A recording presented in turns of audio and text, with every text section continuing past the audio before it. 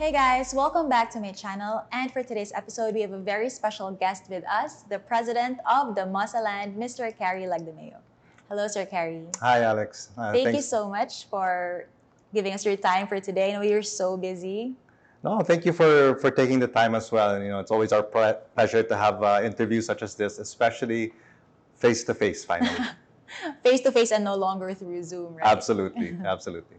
Yes. Okay, so can you give us a quick backstory on Damosa Land? Okay. How did it start? It's a very interesting story, and we always tell this to our buyers. First of all, the question is, what's Damosa? What does Damosa mean? And our first business here in Mindanao, and that was after World War II, my grandfather brought in what would become the first Ford dealership in Mindanao and eventually the Philippines. And the name of that company was Davao Motor Sales. And so the short name was Damosa. And so that was what started Damosa Land, because over the years we were able to amass a certain land bank here in Davao City. And the location of our first dealership was here, where we are right now. Which is very prime real estate right now. Now it is, but way back then, this was kind of in the outskirts of Davao. Now it's become very central, and so this became the location of our first real estate project, which we call the Damosa district. It was one of the first commercial districts here in Davao. Over the years, and starting about around early 2000s, we started developing office buildings, commercial strips, and then eventually hotels. And then we ventured out into residential development probably around 2007. So commercial came first. Commercial came because first. of the location. Because of the location. Property. Yes, exactly. And it was also at the time where we saw there was really a need for new office spaces here in Davao City. So we developed the first PEZA accredited IT park here in the city. And that's also here in the same location where we're sitting today. Later on, we saw an opportunity to build subdivisions, condominiums, and then later on, industrial parks as well. And now mostly mixed use and township projects. So we consider ourselves a full-scale real estate developer. So we very diverse in portfolio. Very diverse, very diverse. So we actually have 5 different business lines. So residential, commercial and office, industrial parks, hotels, and townships. Yeah. So being so diverse, how did you fare during the pandemic? It was really punishing to a lot of businesses, especially certain types of businesses. Absolutely, and I think that that foresight to have that kind of diversity really helped us. So, for instance, our tourism business, of course, just like everyone else, was suffering. I mean, we had occupancies, sometimes in the single digits. It was very painful to see. But at the same time, our industrial park business was doing very well. Residential sales were not as high, obviously, pre-pandemic, but there were still a decent amount of sales. So it really kind of balanced out each other. Our office leasing also did hold us up quite a bit, because a lot of our locators are large BPOs. And so, of course, they never left.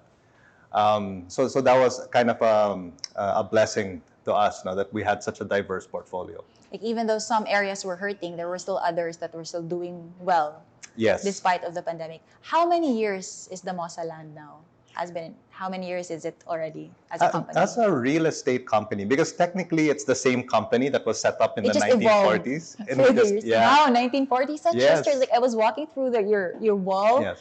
I was like, this company is like, the wall is like a museum already. Like, through the years, you can really see the rich history of Damosa rooted here in Davao. Yes, absolutely. And well, to answer your first question, I mean, the Damosa Land as a real estate company, I think we've been operating a little bit over 15 years. 15 years. Yes, and it's good that you mentioned about the rich history of the company and of the city when you looked at our heritage wall, and that's something that's very important to us, and it's very close to our hearts. Being a homegrown Davao developer that has really seen Davao through the last 7 decades, it's something that we're proud of, and I think it's something that our buyers and our tenants value a lot as well. Yes, and your property here is like a landmark already in Davao, especially going inside the complex when we saw Diamond Towers. It's very unique architectural design as well. It really stands out.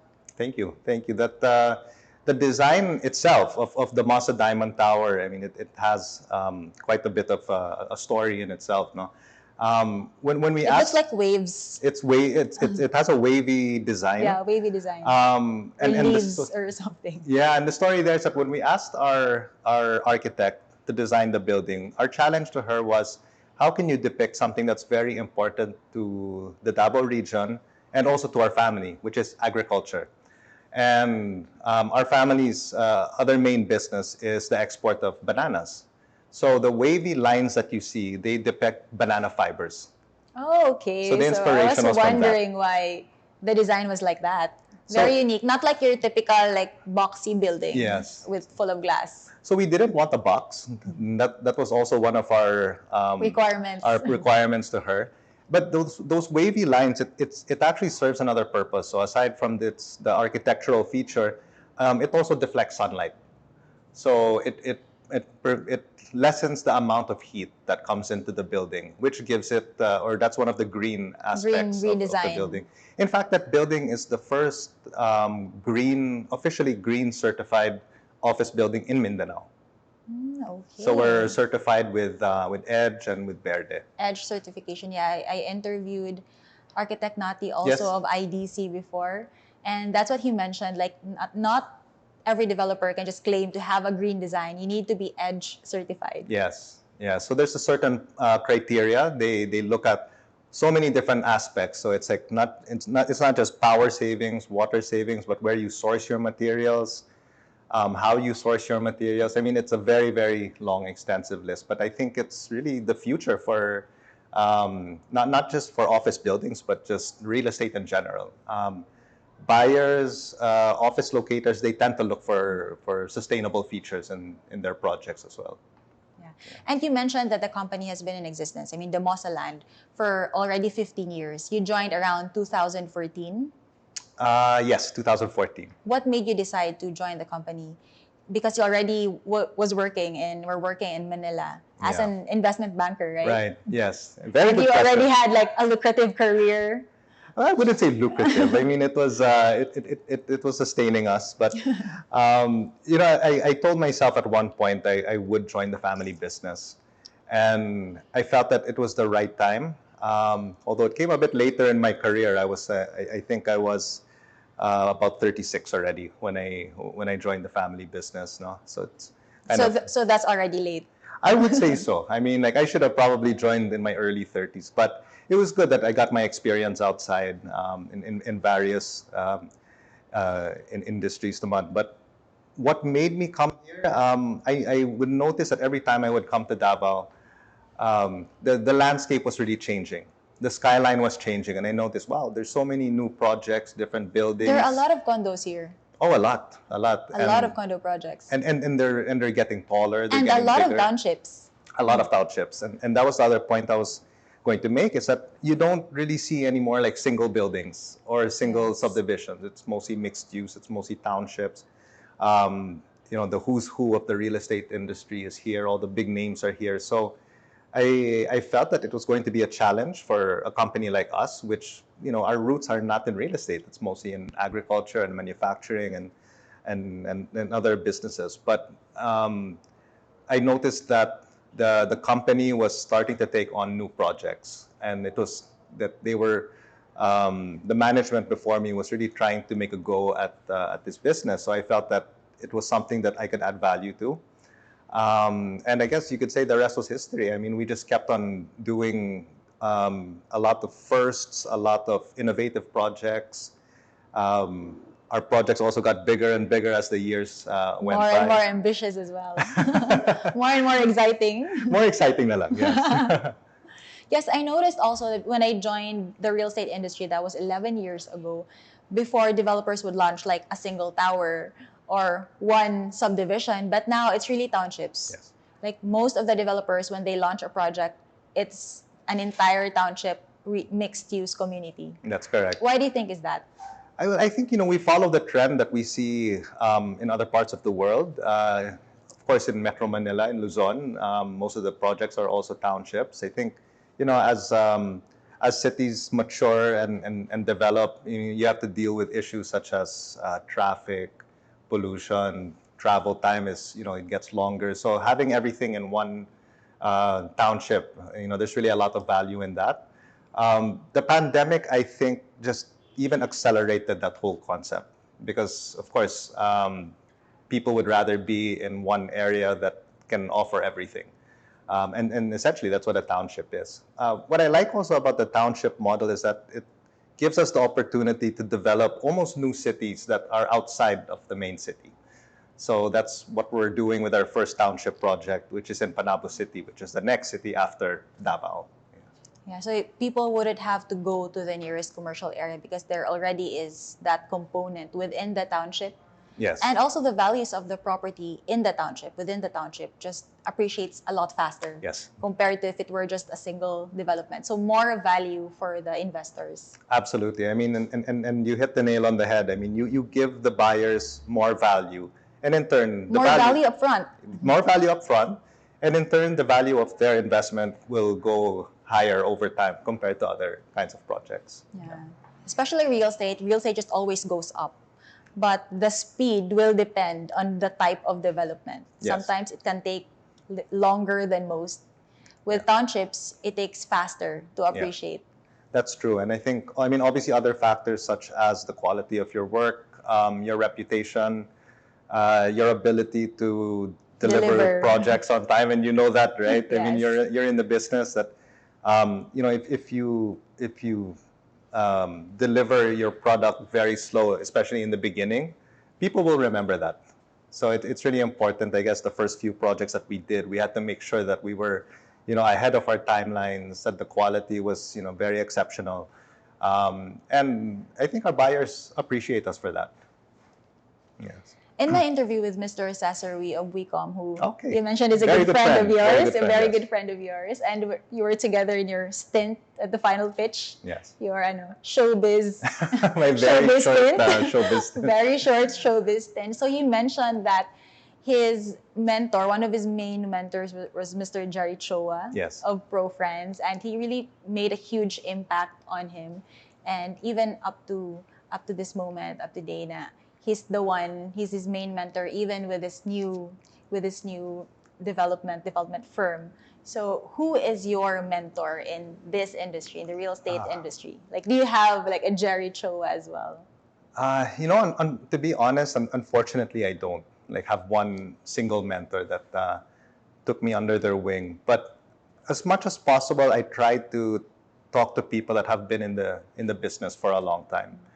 And really pick their brain and see what's made them successful. So, if I'm able to get some one-on-one FaceTime with, say Ayala executives, or recently I was able to have a very good talk with Mr. Joe Soberano. We had a nice one-on-one conversation for a long time. You're very aggressive. And very successful, yes. Yeah, and very so, successful. So these are the people that we try to emulate because we know that they've been in the industry for so long and they've been successful.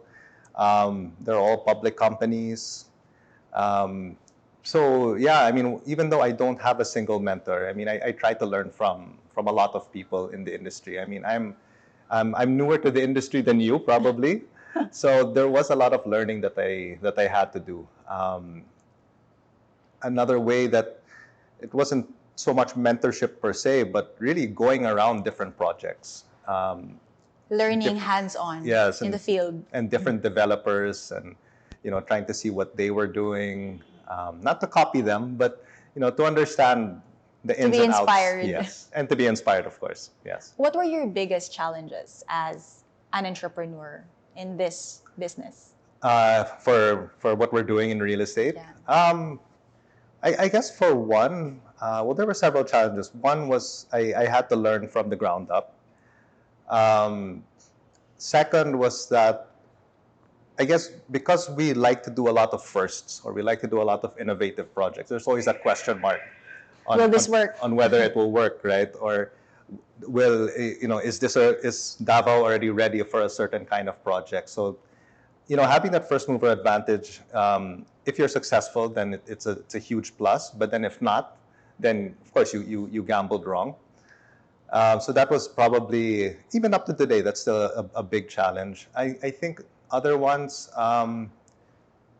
trying to sell a Davao project to people not from Davao, that's a challenge. And then you're also from... How do you overcome that? Like there are some people who don't like it to invest in Mindanao, for Yes. example, especially those who haven't been there and they feel like it's just all mountains. Yes.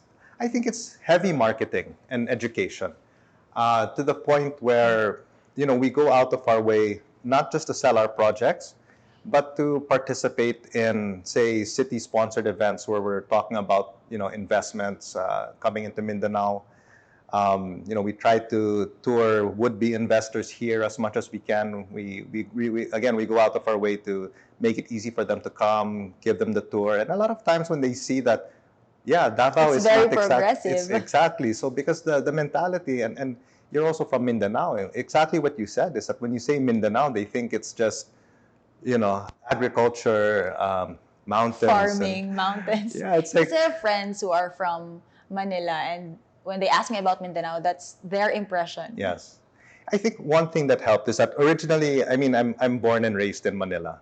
So I guess in that sense, I kind of have the best of both worlds. So when I talk to them about it, they'll listen. They'll listen, right? Because you're from there. Yeah. You grew up in Manila. Yes.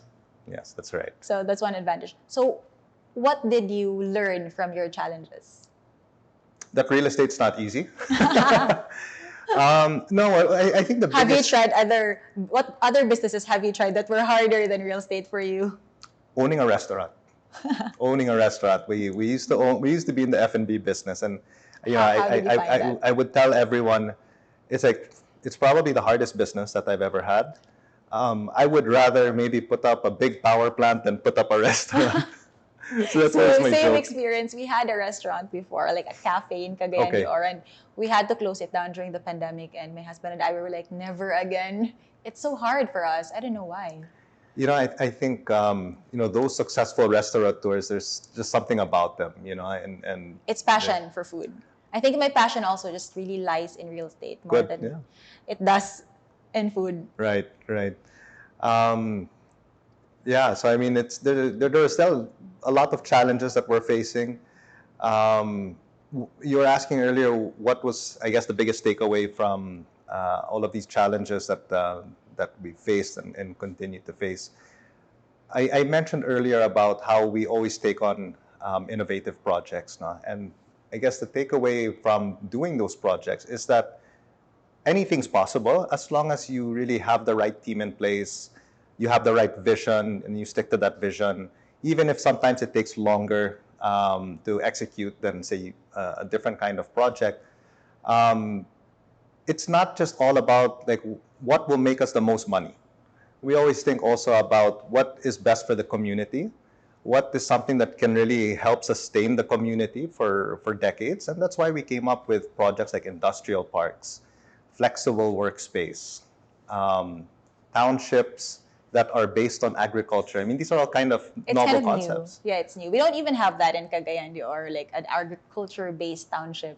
Yet we're in Mindanao. So we wanted to continue to give importance to agriculture because this is, we're in the food basket of the country. So it's something that we didn't want to forget, especially since our family is still heavily involved in the agriculture business. Yeah. I guess when you're an entrepreneur, you're like a firefighter. Like you put out fires every day. Oh yes, and you become kind of used to dealing with problems. Okay, it's just another day. Well, that's the good thing about entrepreneurs. They know how to solve problems. The thinking is not always like, okay, this is what I'm supposed to do on a daily basis, and if it doesn't go as planned, then we're able to adapt more creatively. That's right. I think. Yeah. Adapt and become more resilient. Yes. Like when we closed our businesses, it wasn't like, oh no, this is the end of the world, but okay, what do we do next? Right. So like that forward thinking mindset, Yes. That's why I appreciate entrepreneurship so much, because it helps me as a person to like really stretch and grow. Yes, I agree. I agree. And I'm lucky that I had that that entrepreneurial background as It's well. in your blood. I suppose so. Your family bloodline, like you've always been in business. I have always been in business, but what was interesting about my career was that I was pretty much all over the place. I did banking or commercial banking. I did investment banking. I opened a restaurant. Um, I was Is in the restaurant logistics. still It's not anymore, unfortunately. okay, So, okay.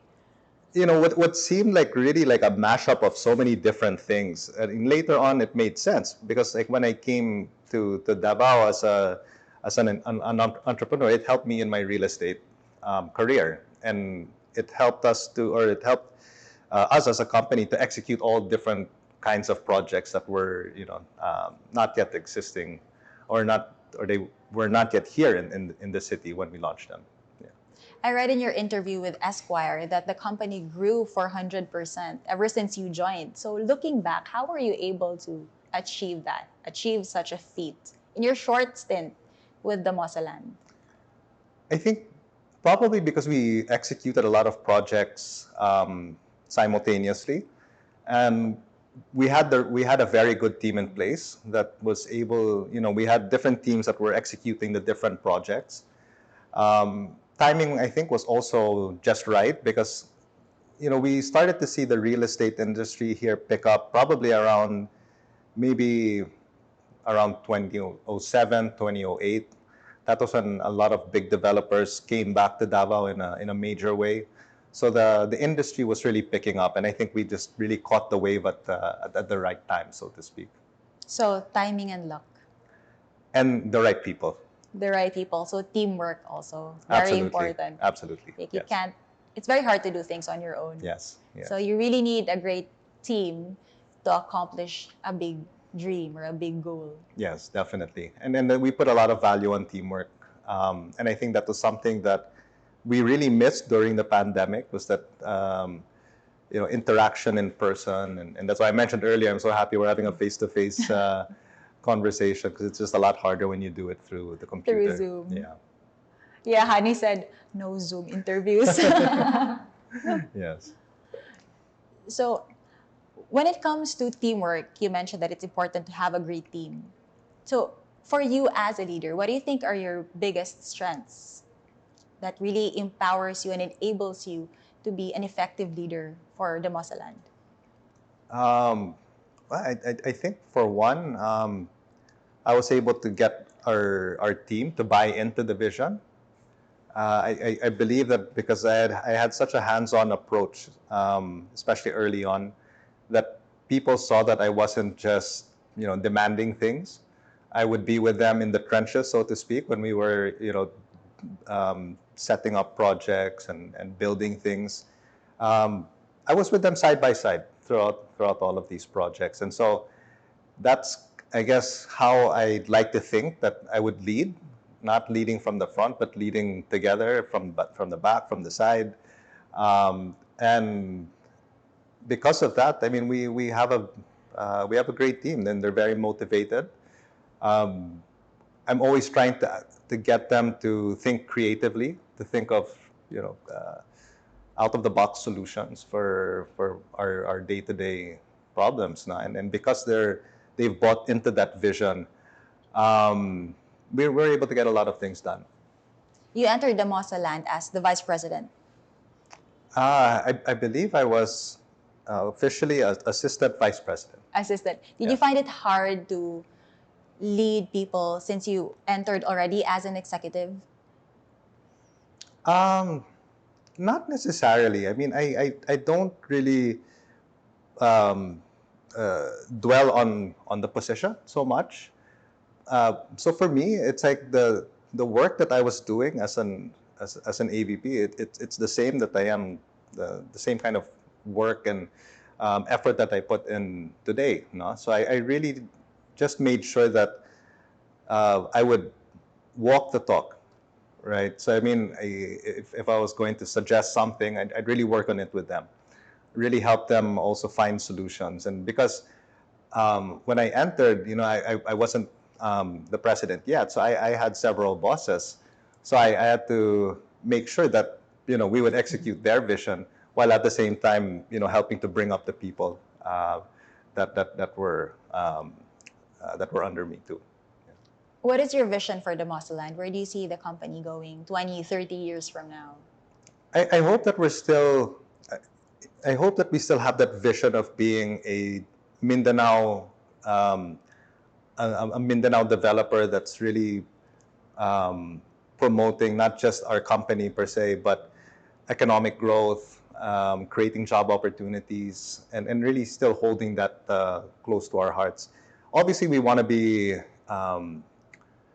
Mindanao-wide, truly Mindanao-wide over the next few years. Because as you might know, most of our projects are located within the Davao region. So not just Davao City, but we're around the Davao region. But we'd want to see more projects in other key cities, such as Cagayan de Oro, Jensan, Butuan, maybe even Zamboanga later on. I don't see us anytime soon going to, say, Luzon or to the Visayas, because we believe that Mindanao still has a lot of opportunities. It has a lot of land. And a lot of land. A lot of land that still needs to be developed. Absolutely. And when I was talking with Mr. Soberano last week, and he was saying, as long as you see green, that's opportunity. And very simple thinking. But when you look at Mindanao, there is so much land that can still be developed. There. Exactly. A lot of mountains, especially Cagayan. Cagayan's so mountainous, even though the city is it doesn't have like such a big footprint compared to Davao. Yes. But there's still a lot of nearby areas that still can be developed. Yeah, and you get the best of both worlds there. I mean, similar to Davao, where you have the mountains, the sea, and the city. Yes. Right? So you have everything. Less than an hour away. Less than an hour away. Yes. Yeah. Let's talk about your newest project, Bridgeport. So can you tell us about Bridgeport? Why Bridgeport, and why this specific design, this specific project? Well, Bridgeport, we officially launched that last February 18. It's our latest mixed-use project. It's located on Samal Island. We are building several components there. So a condominium project. There's going to be an open lot subdivision. But which is already sold out. Which is already sold out. Thank you. The main feature of that project is a marina. So we want to promote the boating lifestyle. Is boating a huge thing here in Davao? It's becoming very big. So over the last few years, the number of boat owners has really increased. And why not? Because we're right by the ocean.